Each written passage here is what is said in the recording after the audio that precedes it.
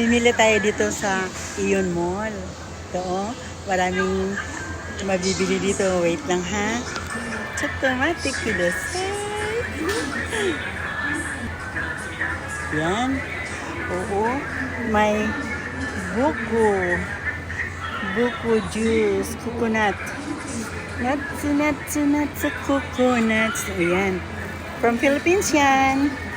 498. Yan. Tapos, ang liit naman ng papaya nila. Ito din. Buko juice. 498 yan din. Tsaka pineapple. Uy, merong dragon fruits.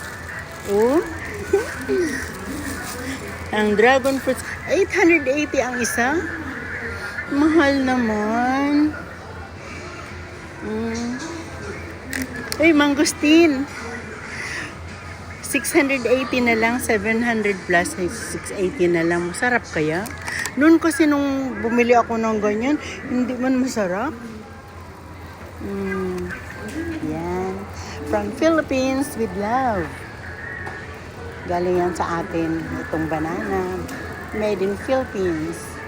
Ito naman ang made in Japan. Yan, tanim yan dito sa Japan. Uy, mukhang masarap yan, ha. Yan, anong gusto nyo? Oh, may discount price, oh. Teka, libot muna tayo, mamaya na ako bibili. Tapos, eto naman, nakabalat na siya. Ready to eat na. Ubos na yung half price, eh. Kasi, ano na, almost 8 na. Yan, oh. Dito ang mga half price. Ubos na. Nag-work pa kasi ako, eh. Kaya, ubos na. Sarada. Oh, half price din yan. Mga broccoli. 198 yan ang isa. Ayan. Avocado, 158. Ang liit ng avocado namin, no? Ganyan. 158. Yan. Ito ang Ion Mall. Yan. Diba?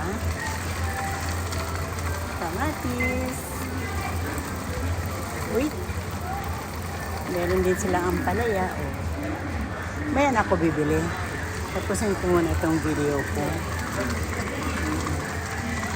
Ganyan.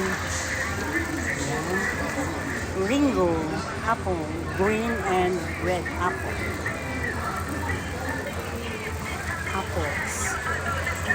Okay. Kiwi. Oh. Okay. Bibili na ako. Sige, off ko muna, ha. Bye for now.